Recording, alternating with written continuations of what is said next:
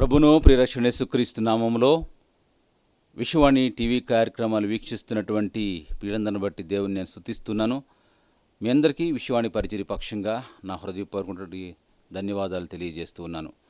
మీరందరూ పరిచర్య కొరకై అందిస్తున్నటువంటి ప్రార్థన, ఆర్థిక సహాయ సహకారాలను బట్టి దేవుని స్తుతిస్తూ ఉన్నాను. మీ ద్వారా కొండల్లో, లోయల్లో, అడవుల్లో ఉన్నతమైనటువంటి పరిచర్య జరిగించడానికి దేవుడు ఎంతగానో కృపదయ చేస్తూ ఉన్నాడు. అనేక ఆత్మలు రక్షింపబడతాయని చెప్పడానికి నేను సంతోషిస్తూ ఉన్నాను. ఈ సమయంలో చిన్న వాక్యం చదువుకుని దేవుని యొక్క వాక్యంలోకి వెళదాం. మొదటి దినవృత్తాంతాల గ్రంథం 29వ అధ్యాయము మొదటి నుంచి ఉన్నటువంటి దేవుని యొక్క వాక్యాన్ని చదువుకుందాం. తరువాత రాజైన దావీదు సర్వ సమాజంతో ఇలాగూ సెలవిచ్చెను. దేవుడు కోరుకున్న నా కుమారుడైన సొలొమోను ఇంకనూ లేత ప్రాయము గల బాలుడై ఉన్నాడు. కట్టబో ఆలయము మనుషుని కాదు, దేవుడైన యెహోవాకే గనుక ఈ పని బహు గొప్పది. చిన్న ప్రార్థన చేసుకుందాం. మహోన్నతుడా, జీవం కలిగిన యేసుప్రభువా, స్తోత్రం చెల్లిస్తున్నాను తండ్రి. ఈ సమయంలో మాతో మీరు మాట్లాడమని బ్రతిమాడుకుంటున్నాను. మీరు మాట్లాడితే మా జీవితాల్లో ఎంతో ఉన్నతమైనటువంటి స్థితి మేము పొందుకుంటాం ప్రభువా. నెమ్మది, సమాధానం, సంతోషం మాకు వస్తుంది. మా అవసరాలు తీర్చబడతాయి. మీ నామానికి మహిమకరంగా మేము జీవించగలుగుతాం. మీ మాటల కొరకు ఎదురు చూస్తున్నాం. ఇదిగోనైనా ఈ కార్యక్రమం ద్వారా ఎంతోమంది మీ బిడ్డలైనటువంటి వారు మీ మాటల కొరకు ఎదురు చూస్తూ ఉండగా వారందరికీ కావాల్సినటువంటి మీ మాటలు మీరు దయచేయండి. మీ సేవకుని బలపరచండి, మహిమ పొందమని యేసునామములో వేడుకొంచున్నాం తండ్రి, ఆమేన్. ప్రియులారా, మనం చదివినటువంటి వాక్య భాగం నుంచి మనం గమనిస్తే రాజైన దావీదు సర్వ సమాజంతో ఈ విధంగా మాట్లాడుతున్నట్లుగా ఈ యొక్క మాటలను మనం గమనిస్తూ ఉన్నాం. తన కుమారుడు సొలొమోన్ని సర్వ సమాజానికి ఆయన పరిచయం చేస్తున్నటువంటి విషయాన్ని మనం గమనిస్తూ ఉన్నాం. ప్రాముఖ్యమైన విషయం ఏంటి అంటే, తన కుమారుడు రాజైన తర్వాత ఒక గొప్ప మందిరాన్ని కట్టించవలసిన అవసరత ఉన్నప్పుడు ఆ మందిరానికి సంబంధించిన విషయాల్ని తెలియపరుస్తూ సర్వ సమాజానికి ఈ విషయాలు వాళ్ళతో మాట్లాడుతున్నట్టుగా మనం గమనిస్తూ ఉన్నాం. ఒకసారి మనం ఆలోచన చేసినట్లయితే, యాక్చువల్గా ఈ యొక్క దేవాలయం దావీదు చేత కట్టబడాలి. కానీ దావీదు చేసినటువంటి పాపాన్ని బట్టి దేవుడు ఈ మందిరాన్ని కట్టడానికి అతనికి అవకాశం ఇవ్వలేదు. ఇప్పుడు తన కుమారుడు ఈ యొక్క గొప్ప పని చేస్తూ ఉన్నటువంటి సమయంలో తండ్రిగా తను చేయలేనటువంటి పనిని తన కుమారుని ద్వారా సహకారంగా ఉండి చేయిస్తున్నటువంటి విధానాన్ని మనం చూస్తూ ఉన్నాం. పేరు తన కుమారుడిదే, కానీ వెనకాల తండ్రిగా తనుండి కావలసినటువంటి వస్తు వనరులన్నింటినీ కూడా సమకూరుస్తున్నటువంటి విధానాన్ని మనం గమనిస్తూ ఉన్నాం. దేవుడు కోరుకున్న నా కుమారుడు సొలొమోను అని చెప్తూ ఉన్నాడు. రెండోది, ఇంకనూ లేత ప్రాయం కలిగినటువంటి వాడు నా కుమారుడు, ఇన్ఎక్స్పీరియన్స్డ్ అని చెప్తూ ఉన్నాడు. మూడవది, ఇది మనుషుల కొరకు కాదు, ఇది దేవుడైన యెహోవా కొరకే అనేటువంటి మాటను మనం చూస్తాం. నాలుగోది, ఈ పని బహు గొప్పది అనేటువంటి మాట మనం చూస్తాం. ఈ గొప్ప పని చేయటి నిమిత్తమై తండ్రిగా తన కుమారుడికి ఎంతో ఉన్నత సహకారాన్ని అందిస్తున్నట్లుగా దేవుని యొక్క వాక్యాన్ని బట్టి మనం గమనించగలుగుతూ ఉన్నాం. నా ప్రియమైనటువంటివారా, విశ్వవాణి పరిచర్య పక్షంగా గత 25 సంవత్సరాలుగా ఈ సేవలో ఉన్నాను. ఏ పట్టణానికి వెళ్ళినా మమ్మల్ని చాలామంది వారి సొంత కొడుకులాగా మమ్మల్ని చేర్చుకుని మమ్మల్ని ఆదరించేటువంటి వాళ్ళని మేము చూసాం. నాకు ఈ విషయం ఆలోచన చేస్తే నాకు అనిపిస్తుంది ఏంటంటే, మేము వాళ్ళకి కడుపున పుట్టినటువంటి బిడ్డలం కాదు, కానీ ఆత్మ సంబంధమైన బిడ్డలుగా వాళ్ళు మమ్మల్ని భావించి ఏ పట్టణంలో మేము పనిచేస్తున్న పరిచర్య పక్షంగా చాలామంది తల్లిదండ్రులుగా మమ్మల్ని ఆదరించి మాకు వెనకుండి ఎంతో ఈ పరిచర్యలో సహకారాన్ని అందించినటువంటి గొప్ప గొప్ప వ్యక్తులని నేను ఈ పరిచర్యలో చూశాను. కాబట్టి తండ్రిగా తను ఈ యొక్క మందిరానికి కావాల్సినటువంటి వనరులన్నీ సమకూరుస్తున్నట్లుగా దేవుని యొక్క వాక్యాన్ని బట్టి మనం గమనిస్తూ ఉన్నాం. దావీదు పర్సనల్గా ఈ మందిర కన్స్ట్రక్షన్ నిమిత్తమై ఇస్తున్నట్లుగా మనం చూస్తూ ఉన్నాం. 3-4 వచనాలు. మరియు నా దేవుని మందిరం మీద నాకు కలిగి ఉన్న మక్కువ చేత నేను ప్రతిష్ఠితమైన మందిరం నిమిత్తము సంపాదించి ఇంచిన వస్తువులు గాక నా సొంతమైన బంగారమును వెండిని నా దేవుని మందిరము నిమిత్తము నేను ఇచ్చెదను. గదుల గోడల రేకు మూతకును బంగారు పనికి బంగారమును, వెండి పనికి వెండిని, పనివారు చేయు ప్రతి విధమైన పనికి 6,000 మణుగుల ఒఫీరు బంగారమును, 14,000 మణుగుల పుటం వేయబడిన వెండిని ఇచ్చుచున్నాను. ఆయన ఈ పనిలో డైరెక్ట్గా పాలుపంపులు పొందటం లేదు, కానీ ఇండైరెక్ట్గా ఈ గొప్ప పని చేయటం నిమిత్తమై తన కుమారుడికి ఎంతో సహకారాన్ని అందిస్తున్నటువంటి విధానాన్ని మనం ఇక్కడ గమనిస్తూ ఉన్నాం. తను సంపాదించినటువంటి దానిలో నుంచి తను సపోర్ట్ చేస్తున్నట్లుగా దేవుని యొక్క వాక్యాన్ని బట్టి మనం గమనించగలుగుతూ ఉన్నాం. ఈ గొప్ప పనిలో తను పాలుపంపులు పొందడమే కాదు, తన సబార్డినేట్స్ని కూడా ఈ పనిలో పాలుపంపులు పొందే విధంగా వాళ్ళని ప్రోత్సహిస్తున్నట్లుగా దేవుని యొక్క వాక్యాన్ని బట్టి మనం గమనిస్తాం.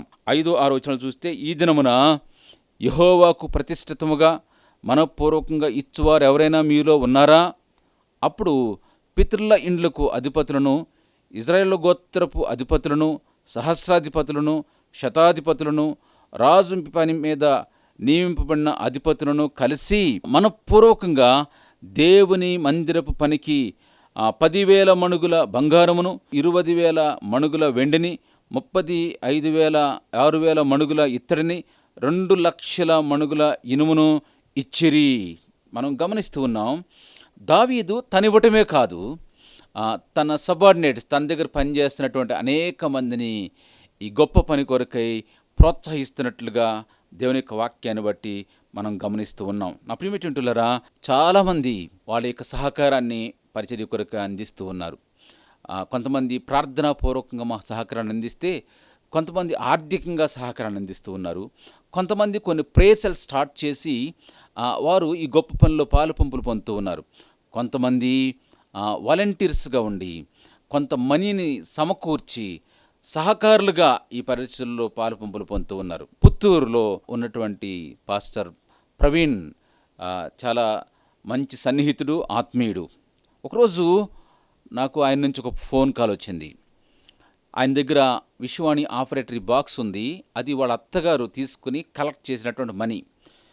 దాన్ని కలెక్ట్ చేయడానికి ఆ మధ్య మన సేవకులు ఎవరు వెళ్ళటం లేట్ అవ్వటం వలన వాళ్ళ అత్తగారు ఏమన్నారంటే, నువ్వు కూడా సేవ చేస్తున్నావు కాబట్టి ఈ మనీ నువ్వు వాడు సేవలు అని చెప్పి ఆయనకి ఇచ్చారు.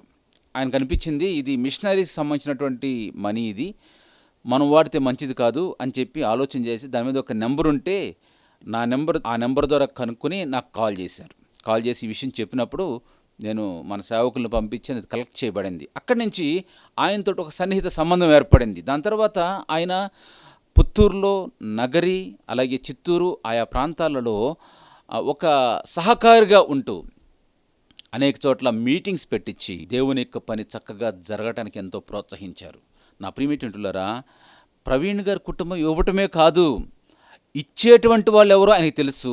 వాళ్ళందరినీ ఒక చోట సమకూర్చి ఒక మీటింగ్ పెట్టి ఆ మీటింగ్ ద్వారా ఈ యొక్క మిషన్కి సంబంధించిన అనేక విషయాలు మా ద్వారా తెలియపరిచి కొంత పరిచర్య కొరకైన ప్రార్థనా సహకారం, పరిచర్య కొరకైనటువంటి ఆర్థిక సహకారాన్ని ఆయన ద్వారా అందించగలిగారు. నా ప్రియమైనటువంటివారా, మనం గమనిస్తే ఇది మనుషుల పని కాదు, దేవుని పని. కాబట్టి ఈ గొప్ప పనిలో మనం అంతా పాలుపంపులు పొందాలి. దేవుని యొక్క వాక్యంలో మనం గమనిస్తే, యోహాను రాసిన సువార్త 6వ అధ్యాయము 9వ వచనం నుంచి 12వ వచనం ఉన్నటువంటి ఒక భాగంలో ఇక్కడ ఒక మీటింగ్ అయ్యింది.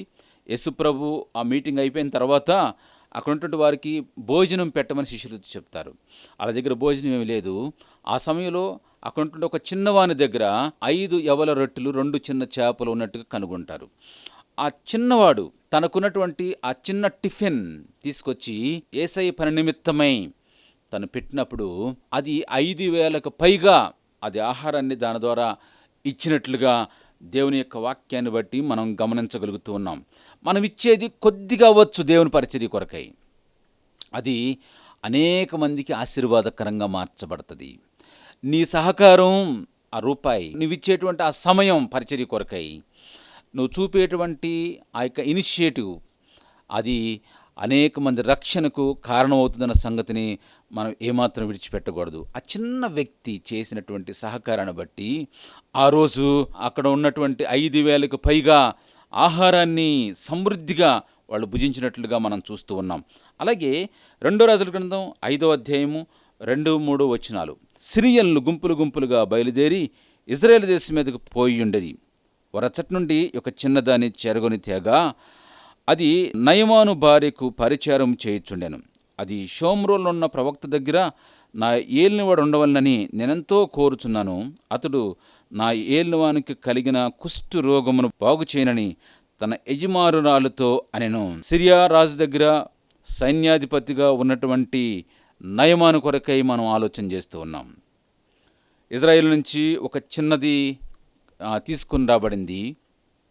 అటువంటి పరిస్థితుల్లో తల్లిదండ్రుల దగ్గర నుంచి దేవుడైన యెహోవాను పరిచయం చేసుకుంది.